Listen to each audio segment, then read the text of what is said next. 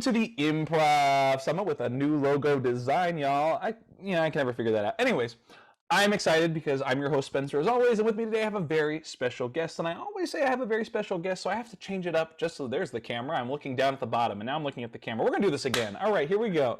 I'm literally looking at my screen as opposed to at the camera for whatever godly reason I wanted to look at myself. I don't know why. Okay, here we go. Hey everybody, welcome to the Improv Summit. As always, I'm your host, Spencer, and with me today I have a very special guest. Now, I always say I have a very special guest on this, so I decided to take that game where you take the first letter of the person's first name and then put an adjective in front of it. So today I have with me, hilarious Hana. I usually say hungry Hana, so that's good. I'm going to use that one now. It's better. Great. Great. I just, hilarious. I like that it goes into hilarious. It's good. It's good. Yeah, you can speed it up. You can slow it down. It's like a slow clap or a fast clap, but like. Hilarious. It's good. I love it. I'm honored. You can make it whatever you want. It can have 2 ha's or 3 ha's or yippity doo ha's. Anyway, how's it going? How are you? You know, as good as you can be right now, I think. I'm healthy. I'm wearing rainbows, and it's Friday. That's it. That's all I want. Yeah, that's true. That's all I want is healthy rainbows and happy. That's all I need, yeah. And then I'm good. Speaking of rainbows, this is definitely bright yellow. So this background, it's definitely not rainbow. It's very bright yellow. I think they call it like electric lemon in the Crayola like 64 pack. Ooh, electric lemon. That sounds like it might not be that, but it's what I recall from my crayon collection. I do remember like an electric. I think I remember like an electric blue, and I was like, "This is not electric blue. This is just like bright blue." And then I realized that. Then I realized that Crayola just like has colors. I was like, robin's egg blue, solid color of choice, and I realized I've never seen a robin's egg before. Yeah, you're right, and I would assume it's that color, but it could be anything. Like seafoam green. I've never seen green seafoam, but like. No, I've never seen seafoam. Our ocean is like full of pollution. It's not beautiful. It's like the foam washes up the bottles and like the needles from the bottom of the sand. Yeah, seafoam was promised to be good. It wasn't. So seafoam green is probably not out of the question for the color of it. Yeah, it's like chemicals. Seafoam green is chemicals and runoff brought back to shore so we can look at them again. Exactly. Here on the Improv Summit Environment Edition. No, just kidding. Let's just dive in, shall we? Yeah. Let's talk about you, Hana, and your improv experience. What is your background in improv, or what is your improv experience? So I had like no acting experience, nothing, but I have I don't know, a really big public speaking fear. And a friend of mine said, go take an improv class at this place called UCB. I didn't even know what the acronym was.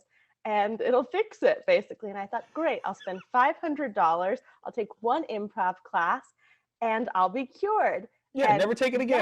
Many hundreds of dollars later, I just took Improv 101 to 401 and beyond at UCB.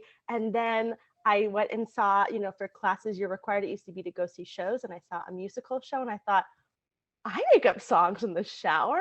That's cool. And then all of a sudden I was in musical improv 101 to like whatever they're 401 and beyond. And then I was like, well, while I'm here, I might as well take sketch and like all these other classes. And it just became a very fun, expensive hobby. And I still have a public speaking fear. However, it's much lessened in the sense that I don't shake on stage anymore. So, maybe the investment's worth it, though, since I haven't been on the stage in almost 2 years. We'll find out if those are long-lasting effects or not. But it just all started as an accident. I knew who Amy Poehler was, but I didn't know like the UCB 4. I knew about Second City from stand-up. I knew those things. I've also taken some stand-up at Second City, and then some other like writing classes at the Ruby. So I've like been a part of a couple theaters in LA. But it just all started as an accident, which kind of happens a lot in my life. I don't plan on doing things, and I'm a yes person, which that part works for improv. So my friend's like, do this. And I said, yeah. And it's made me a lot of friends and taught me a lot of skills that I didn't even know I needed. And it's turned me in from Hana to ha ha ha Hana. We're going to keep using that throughout the show. Yeah, we'll get it to its 7th beat and then we'll close it out. Yeah. I'm just going to make it the first, second, and third beat of each of the 3 different scenes, just making it the whole herald. Herald. The herald. The herald. I'm sure that everyone's going to love this joke as much as we do. That's how it works. They're going to be like, yeah, I don't get it. I'm like, we don't either. We don't either. We've been inside for 2 years. We don't get it either. Let us out. Just laugh at anything. And at this point, just laugh. I don't care. Yeah. Wait, did we do all 3 musical improvs together? Or did we only do the first 2? Which ones? I don't even remember. Did 2. I think maybe 101 and 301. And like people like you, like I came in and I was like, oh, a 101 class, like no one's gonna know what they're doing. So I thought, and then I walk in and people had been improvising for years and they were really good singers. And I wouldn't say I'm tone deaf. Like I had a solo and chorus in 5th grade. You sounded great. Silent Night, thank you. But I was also my mom's was Angels We Have Heard on High, and she always tells me about it. She's like, I was the soloist in the chorus, and I was like, great, thank you. Yeah, everyone's gonna hold on to their 5th grade chorus. That's like when you peak, you know. But I walked in and I was like, oh my god. Barbara Ann is when I was going through puberty, and we definitely heard me sing high notes, and then all of a sudden the next day it was like down an octave. Oh, look at your variety. Your range is so strong. Puberty, extending the range of voices since, I don't know, Jesus time. Anyway. Yeah, so I walked in and I'm like, everyone's gonna be an intro, and the first people that I met were the Klein brothers, and you know, they can freestyle like none other. And I thought, uh-oh. And then I thought, I'm gonna leave. That's what I thought. I'm just gonna leave. I'll go to the bathroom. No one will ever know I was here. And then I sat next to a guy named Cody, who's now one of my dear friends, you know, Cody. Yeah, Anderson. Cody. And he was nice, and he's like, I don't know what I'm doing. And I was like, thank God. And then he was a liar because he's also a really good singer. So Cody lied to me. I stayed in the class, and I didn't run away to the bathroom like I do at all fitness classes. I stayed, and then I became like a musical improv junkie, and I started going to shows and like just getting as much of it as I can. It's like, if you haven't seen it, it's like the closest thing to magic I think that you can really witness. People's minds move so fast. I'm like, I want to do that. I want that skill that I don't know where I'll use ever again after this, maybe to make jingles for Crayola electric lemon crayons, but I want to learn this skill. And I just kind of became addicted to it. I mean, there's such a rush. And for me, musical improv, I get self-conscious in regular improv, like going too big with characters. But the whole shtick of musical improv is you're like, I'm a shopkeeper and I'm like really big and like I'm loud, and like you can like be this like kooky character, and everyone's like, oh yeah, that's normal because you're in a musical. And I'm like, yeah, it is. Like I'm a shopkeeper with 1,000 rabbits, and like no one's gonna question it, and they all sing with me in my background, you know. I remember that scene specifically.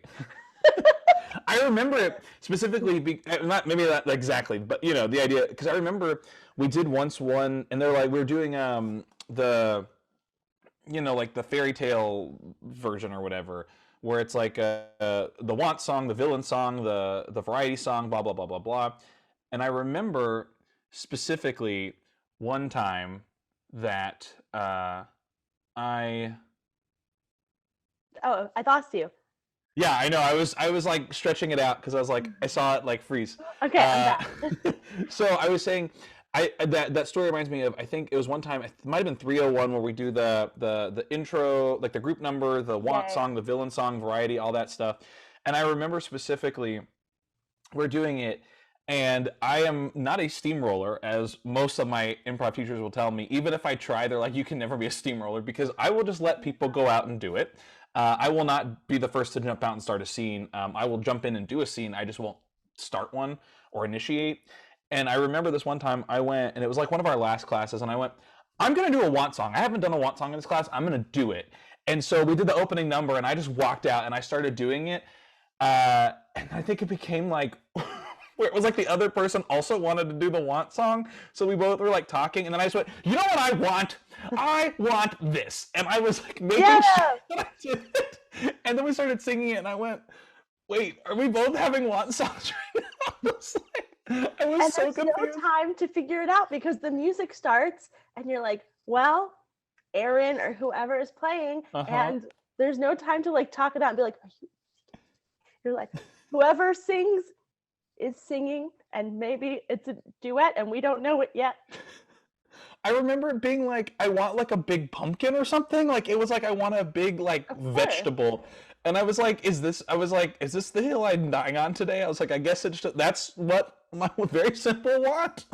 And then it's over, and then you remember it, and then most people don't, and then you get to think about it for 2 weeks and get neurotic about it. That's the whole thing. That's what I love about it. I get to dwell on my mistakes for weeks after when no one else is thinking about it. Or like 3 years later, I still think about it. Yeah.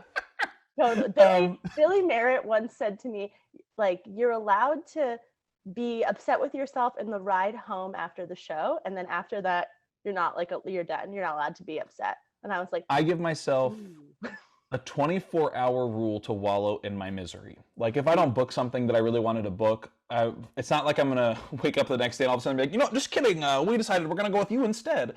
That's just not how the industry works. Right. It can with things happening now, but generally they won't tell me no unless they for sure are not gonna ever use me for something. Anyways. But I will give myself 24 hours, and after the 24 hours is done, I have to move on, because if I sit on this one thing that I didn't book, it's gonna keep me sitting on that, and like my auditions, my self-tapes aren't gonna be that great because I'm still thinking about this other thing I didn't book. And so it's like, I want to give myself time to be like, bummer, I didn't get that. But then it's like, I have to move on. I mean, and I think that's you have like, I'm not an actor, I'm a writer, so like I also get rejection, but not as in your face as I think actors do. And it's been interesting, like my world opened up to people in this community in a way that I never would have. Like I moved to Los Angeles, I see actors all the time, but knowing them is so interesting because you all are so much more resilient than I think any other people. For me, I'm like, someone emailed me like, no thank you to your writing, and I'm like, and I like take it really personally, and I'm like, I admire all these people like you who are able to like set that time limit. When Billy said that, I'm like, what if I take another week to be mad at myself? Is that okay? You know? Yeah. And it's cool and I think like I do that to myself, but there are certain times where like, I mean, there was one time during pandemic where things were like rough at work, and like I just felt like because I wasn't getting out hanging out with people, I just like needed, as someone who's pretty much an introvert, I needed some kind of like social like life. And it got to me, and I called out of work that day, and I just went at one point, it was like 2 days later, and I was like, I still feel cruddy, and that is okay. Yeah. Like that is literally okay. So if you're watching this, if you're listening to this, it is okay to take more than 24 hours if you need it to wallow in something. I have just made it a goal of mine to give myself 24 hours of something that, and then if I still feel that way, like that's fine. But for something that's like not like something that I know is not personal, like they're not like, I don't like you, so I didn't cast you. It's like, you're just not the right fit, which is also rough sometimes because I never know why. It could be that, or like, you were so perfect for this role, we just didn't go with you. Well, if I'm perfect for it, why didn't, like, perfect is a hard word to hear, and then not get it. Or it's like, we wanted someone who has 86 hairs on their head, and you actually have too many because you're too Greek. Like, okay, yeah, thanks. I didn't want to say anything, but I did count your hair, and I was like, we gotta get rid of 2 before you air this. So embarrassing. That's why you take a little Photoshop. I mean, how much you want to pay me to cut this? Because I will. Yeah, we'll do it in post. Yeah, just pull out the. Anyway, you talked a little bit about this, but why don't you kind of keep going in the idea of like what you love about improv? Like why did you do so much improv, and what like kept you going? You talked a little bit about it, but maybe we can dive a little bit deeper into that. So before I was a writer, even calling myself a writer seems fake, but you're a writer. I am a writer. Thank you. This is my live imposter syndrome broadcast. I used to run kids summer camps, and I also used to help run adult summer camps. So a lot of my life has been invested in play and like getting adults to play. And like you literally use the word play when you talk about improv, and people joke all the time like, wow, you like really make an investment playing make believe on a stage, like an investment in your time, investment in your money, like invest in a coach that tells you like you're not playing make believe well enough, like you should play make believe this way. And I just love that people in this community set time that's just for playing without, I mean, usually you're not getting paid to do this. It's pretty rare that you are. Like you're just doing this because it's really fun and you get to make people happy and you get to make yourself laugh. And if you're really lucky, you get to make your friends laugh. And sometimes you get to make strangers laugh. Not all the time. Sometimes you get to make them stare at you blankly and wonder what they're doing there. But a lot of times you get to make people laugh, and it's totally, even though I beat myself about it sometimes when I don't do a good job, it's like no stakes. Like who cares if I forgot to, like, if I was holding a fake can and then I forgot that I was holding the can. Like it just has such low stakes in comparison to so many other things in our life, where like our jobs might be high pressure. Right now the world feels really high pressure and high stakes, and I just love that you're like, okay, 6 of my friends, the people I love, are going to be on the stage making people laugh for the next half an hour, and that's what we're doing with our time. It's just fun. And also, as someone who freelances and works from home and is kind of like siloed working alone, it just gives you access to a community of people who are generally really happy and like to make new friends. Like that's kind of part of it, right? You can't say like, I'm only improvising with like these 6 people and I'm never gonna like let anyone else play with me. Like you're never gonna get far. This is a community sport, which is, I took stand-up class at Second City and I loved it in the way that I had anxiety attacks every time before I did it, but then I finished it. Oh, me too. But I just didn't find that community as supportive in the way, because it's very like every human for themselves. Like you want to make the funniest jokes, you want to make everyone laugh louder. Everyone's working on their notes as they're watching you. They're not really watching. And improv, you're like, all right, I got a team, and if I totally, I'm not allowed to say a bad word. Yeah, sure, why not? I shit the bed on stage, like then I have 5 other people who are gonna pick me up and cover me and like make that look like it was meant to happen. And I found like some of my best friends through this, because I'm like, if you got me on stage like this, they've also got me in real life. They help me move. They like bring over food when I'm sick. Like these people are like, we've got you here, we've got you out there. And I just think that's amazing. And making friends as an adult is weird and hard. It's kind of like dating. You're like, hi, I think you're like really cool. Do you want to be my friend? But in improv, you're like, here's a bunch of people who are here. Like what, reality shows are like, I'm not here to make friends. They're like, we're literally here to like make friends and build a community and do silly stuff together. And when we couldn't do that when we were all doing like Zoom improv, you could tell people were like clawing to do this again in real life. And now some of us are getting to do that in real life again. I'm so grateful. Yeah, getting back on stage is a whole different ball game, which I'm excited about. You do a lot of Zoom improv during this last couple of years? Oh, I did a lot of Zoom improv. A lot. Which is interesting because I find it fascinating in its own way. And actually a couple of these episodes have talked about how you can use this box as a Zoom space. It's almost like you're filming your own comedy. Which I think is a very interesting way to place it, because, when you're performing to a theater versus performing to a screen, it does have a different feel. I think that's something that I really love about this, but something that I really miss about in person is the energy from people in the room. Like that to me is like the biggest thing I'm missing. Also, musical improv doesn't work well over Zoom because of lag. I can't remember. Were you a part of you did some of the musicals that I did on Zoom? Yeah, I did. I remember specifically I did Grease, I know for sure. And then I think there's another one, but Grease, which it's so interesting seeing people in real life and being like, did you do one of Hana's like reading things over on Zoom? Because I think we were like paired up, and it's like, what? Yeah, that all started as a pity party, because when they were like, we're gonna be locked down for 2 weeks, and we're like, okay, snow day basically, and I'm like, my 30th birthday is in these 2 weeks, like I'm sad. I wonder if all my friends will do a performance of Fiddler on the Roof for me for my birthday. And then like 200 people watched, and I thought, oh, there's a market, because nobody has doing anything. And then we just kept going until we all were like, we don't want to do this. But yeah, it doesn't work well, the music. Yeah.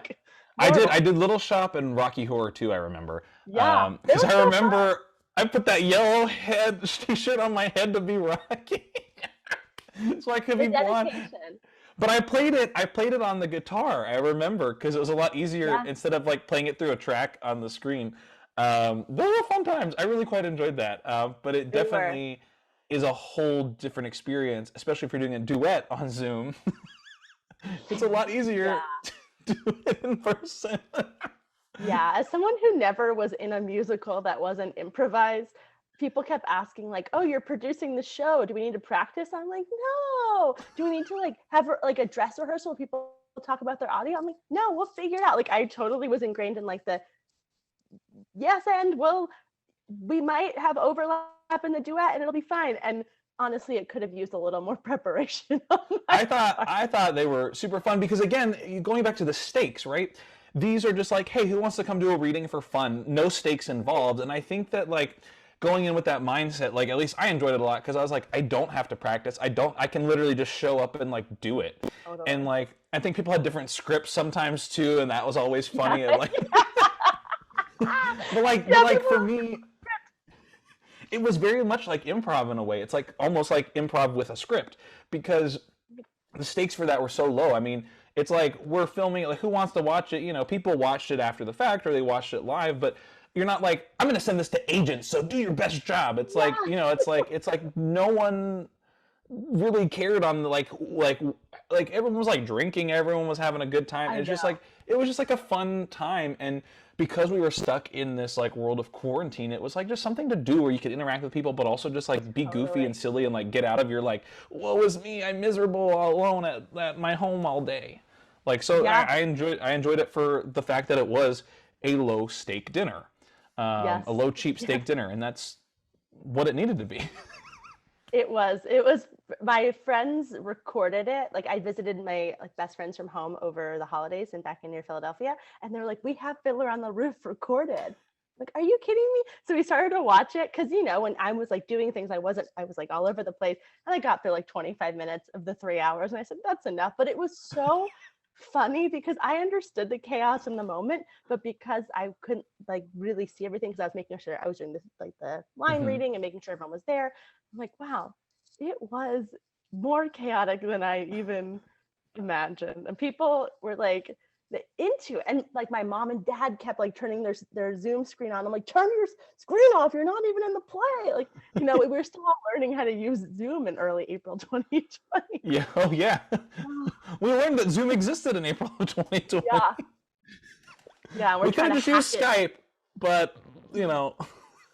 Yeah. Now I think we could have hacked it a lot better. Like, I think if we were to do it now, but at the time it was a hack job. Literally. I'm glad you're part of it. And the hackers hacked into that job, so they hacked. It was a hacked job. Hack, Hana. Hilarious. All right, so third beat's coming up soon. And edit. Speaking of edit, because you know you write and you also edit, so here's my segue into this question. Do you have any plugs or pitches you want to share? Oh my gosh. No. Everything I'm working on is like a half-finished thing. What am I doing? I'm trying to finish 3 different scripts at one time. You will. You will. One day they'll be done, and then I will plug them. But just for full transparency and for other creatives who are like, I'm in the middle of stuff. I'm in the middle of so much stuff. So it's okay. I have a list of things I probably could have done a while back, but you know, when I have a long list of things and I pretty much think I have ADHD because of like pandemic and Zoom now, a list of things just doesn't work for me. Like, yeah, I have to like schedule it out. Intake call. Yeah, I have to schedule it out as a Capricorn, and as a Capricorn who I think has adult ADHD, it just does not work. And so it's just like I'll look at the list and I'll go, I have 20 minutes. What can I do? And 20 minutes later, well, I guess I didn't get anything done because I was trying to figure out what to do for those 20 minutes. I looked at the list for 20 minutes. That's, you know, it's productive. Plus, I read this morning in honor of the Capricorn, I believe that Mercury's in retrograde again. So I think we have an excuse not to do anything for a little while. Take it if we can get it, you know? Oh, when Mercury was in retrograde, I was like rear-ended and my car was totaled. I like gained weight, like all this stuff. And I was like, yeah, this is... I'm not looking forward. Go back into forward grade. What's the opposite of retro? Go forward. Modern. Modern grade. Mid-century modern grade. Avant-grade. That's hilarious. Hilarious. Anyway, You just thanks. soundbite for your show. I'll do it. Hilarious. It's like a laugh track, but so much worse. This show is like, this episode is like if I've gotten really delirious, but I still like want to press through and get stuff done. And I love it. I love that, like, because I'm just like living, you know, like I have like no cares at all. I'm just like, look, let's just live. Speaking of living, I have one question for you. The final question I have for you, Hana, is it's a pretty big question, but it's the reason why the Improv Summit exists. And that is like, if to me? no, I mean, is that what you want? we can improv. We can improv. I feel like that's the biggest question you could ask. It's you know, the reason why this show exists. Okay. A lot of people come up to me and they say, "Hey Spencer, you take a lot of improv. Where should I take improv?" In that voice, obviously, all the time. And it's a hard question to answer because there's a lot to it. So for me, that question I would like to offer you is, if someone came up to you and said, "Where should I take improv?" What's one piece of advice or one tip you'd give to them to help guide them on their improv journey? Yeah, I found that sometimes places, I don't know if UCB had this, but I think the Ruby had this, that they have like some like short intro drop-in classes that Second City you could take. did like weekly drop-ins. Yeah, I went to the Second City ones actually. They had like a weekend of like open house classes and you could sign up for them.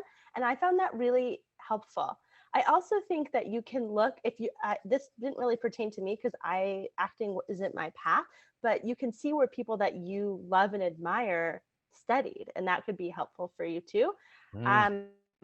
So for what that's worth, but I think if you can like get you know, we love a Costco free sample. If you can get like a little free sample, a little amuse bouche to try out a place, I think that's really helpful.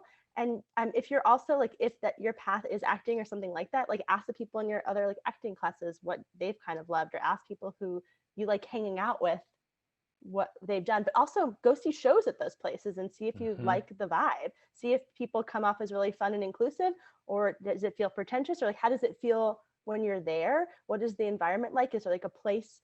Something I loved about the old UCB building on Sunset is that there was a community center, like a community center downstairs. People could hang out. Does it have a place like that where you can spend time? So think about those places because it's an investment to do this. So, you know, take your time to figure it out. Yeah, I love that. I also love, you know, it's an investment, and most of the time, you know, it's money depending on where you go, but also the time that you're putting into it is something that I think people often forget is time. Like you're investing a lot of time, so make sure, like if it's not a vibe for you, like you're saying, like if it's not, you're like, I don't really know if I like this. Don't keep doing it. It's okay to go somewhere else and try something else, or you know, whatever. You're not gonna fall behind. You took a 101 class somewhere, now you're gonna go take another 101. Like you don't have to. You're not gonna fall behind. It's like we're all. Oh, you failed 7th grade. Oops, you gotta take 7th grade again. Like we're all like over the age of 18. Like it's like, who cares? Fine. Yeah, and no one's ever gonna be like, what level? Like what level are you? Because you can't sit with us if you're not like 401. You know, it's people are usually willing to play with people, and that's how you get better, is play with people who are better than you, for sure. And that's easy for me to find people who are better. I'm like, hello, anyone. Yeah. Exactly. Well, Hana, thanks so much for joining me here on the Improv Summit with the new logo that I still am trying to figure out how to point. This is also just, I just have partial blindness, so I can't figure out the mirror image. Anyway, you're on the right side.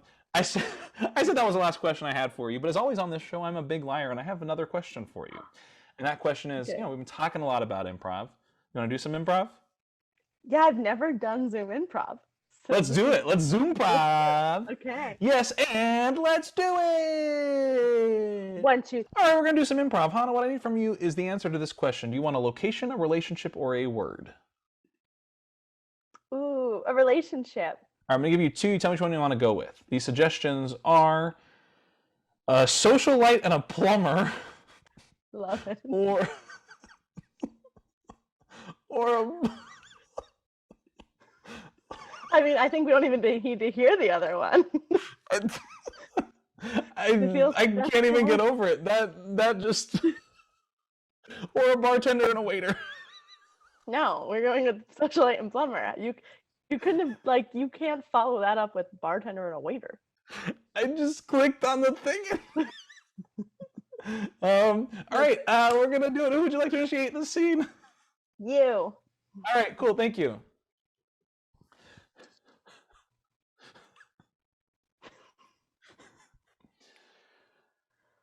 Yeah, it looks pretty dirty in here. That's for sure. Oh, well, lots of dirty things have happened here. Like, I mean, just like I'm literally like in your drain, just pulling stuff out. In my drain. Yeah, I'm small enough to fit in here. It's been a long time since a man's been in this house. A long time. What did you say your name was? Franklin. Franklin. George. Sorry. George Franklin. A double president name. George Franklin. My grandmama grew up with the Franklins. George Franklin Hamilton. Oh, we're too young. That's my full name. I don't tell people my last name usually. Great grandmother. She knew the Hamiltons too. I come from a long line of presidential adjacent. I see. Well, looks like everything's cleared out. I'm just gonna climb out of your drain. Can you just check again? You want me to snake it one more time? If you can, I'll pay extra. Sure. Money sure. is no, as you can see, money is no object. Yeah. Yeah. I mean, I'll see it when I get out of the drain, but I'll just do another snake real quick.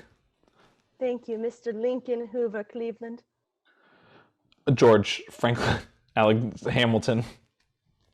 It's a long name. Just keep adding those. It's all of them. Sorry, Clinton, Reagan, Obama.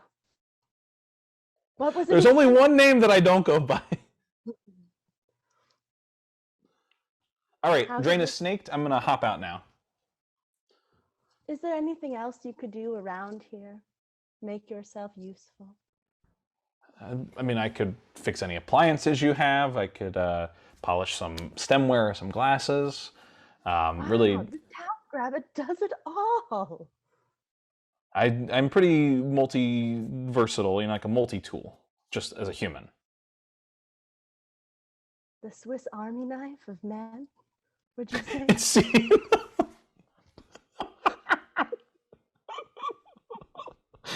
Thanks so much for coming to the Improv Summit. As always, I'm your host, Spencer. That's Hana. See you next time. Bye.